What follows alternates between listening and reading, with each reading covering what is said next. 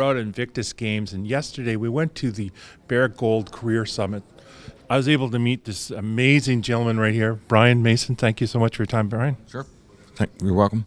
In the past, I used to do talk radio on a community-run FM radio station out of Vancouver. And one of the subjects we were talking about was the Western Shoshone Community. We had someone come on. I know since that time, Barrick Gold has been working with your communities. Amazing work in regards to the youth that you're involved with. I'd like you to share a little bit about that. Barrick started a Western Shoshone dialogue back in 2008 when they signed a collaborative agreement with the Western Shoshone Tribes. To kind of lay it out a little bit, there's 8 Western Shoshone communities in central Nevada that Barrick partners with. And we started an actual formal program in 2012. And we thought it very important that 2 of the priorities that the tribes had specified was employment and education. So we've started doing that. And when you think about employment and education, they're one and the same thing. They tie together. And some of these 8 communities are very remote. They have no employment opportunities. And some of them started off with a high school graduation of 6% when we started. So we've started an aggressive education program, and we assist the members of these 8 communities with college scholarships. And we've started to become, we're starting to reap the benefits of it. We assist them starting when they're in high school to gain employment skills with the tribes. So we offer the tribe funding so they can employ every one of those kids. And so we work with them. We work with them all the way through high school. And then when they're college age, they're able to go to school. At any one time, we have approximately 120, I want to say kids, but they're not just kids because there's no limit. I mean, you could be 50 years old and go back to school. So some of them are. So we have about 120 tribal members on scholarship that are pursuing different kind of degrees or trade schools. And so we're starting to reap some of those benefits. Last year alone, we had 47 tribal members graduate from college, whether it was an AA degree, associates, or a bachelor's degree or a bachelor's degree. 47, and that was in the 1 year. The year before, it was 30. So they're right there in those 2 years, you have a 50% increase of college grads. So we not only encourage them to come work for Barrick, we have a pretty aggressive recruiting program for tribal members to come work for us because we want them to partner with us and we want them to reap some of the benefit. The best benefit you can give anybody is a job. And so we actively recruit the Western Shoshone. They're no different than anybody else. They want to eat steak once in a while. They want to put good clothes on their kids and that kind of stuff. So they want the same thing. The benefits at Barrick are great. They want some of that as well.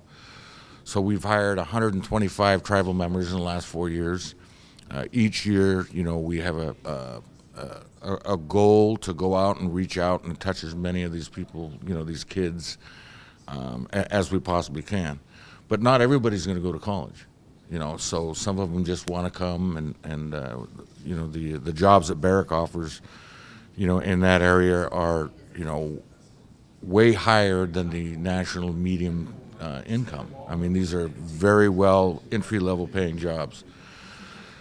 So they go, but the ones that don't come to work, they go off to college, and when they graduate, it'd be great if they come to work for Barrick, but it doesn't matter. I mean, if a competitor hires them, it's great because that's still a success story. So if they go work and their degree is in medicine, they go work in the healthcare field, that's wonderful. If they go work for a competitive mining company, that's wonderful too. If they come work for us, that's what we want because we put money into their education, so we think it's great. And we're right now starting to reap those benefits as they graduate. We're starting to get some college graduates that are working at the sites. Some of them are actually interning at the mine sites in different disciplines, but they're professional disciplines, environmental engineering, metallurgy, mining engineering. And they're starting to come. They'll intern at the site, and then when they graduate, the win-win is we want to offer them a job. So we also have a aggressive Western Shoshone Community internship program. And that's where we take an individual that may not be in a mining discipline, but is still seeking a profession. So we let them intern at the tribe. And then the tribe gets a paid resource. The individual gets real-world experience. And they also make extra money, so when they go back to school, they're not eating ramen every day. So, one thing I was noticing when I was doing talk radio, Yep. like we brought people on for Lakota Nation too, sure. is the alcoholism, the homelessness, high homelessness rate, and even the suicides. You know, the program that you're talking about right there, thank you so much for doing that, because you're providing a future for the youth. That's what I was battling for, with trying to provide something for the youth. Yeah, so we recognize as well that all those social issues that you just mentioned, they're the same down there in the lower 48 as far as the reservations that is up here on the reserves. To give an example, you know, we've worked with a global institute, and it's called White Ribbon Project, which is a big advocate against domestic violence on a global scale. So we contracted with them and brought them down to Nevada, and they worked with the Native American communities. And last year at PDAC, or it might have been a year before, but I came up and presented to the Aboriginal group, you know, what Barrick was doing on that front.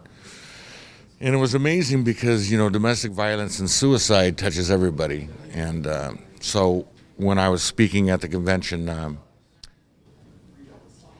2 months earlier, you know, as a result of those issues, my nephew, you know, committed suicide, and we had just buried him. So I was able to relate that, you know, that not only do we have that problem down there, but it affects everybody, you know, not just, you know, people, but I was able to relate, you know, as they're looking at me and I'm speaking at this, you know, global scale convention. I just buried my nephew from the same thing. So, you know, when I say it touches everybody, it does. Well, I want to thank you so much for your time there, Brian. You bet. You bet.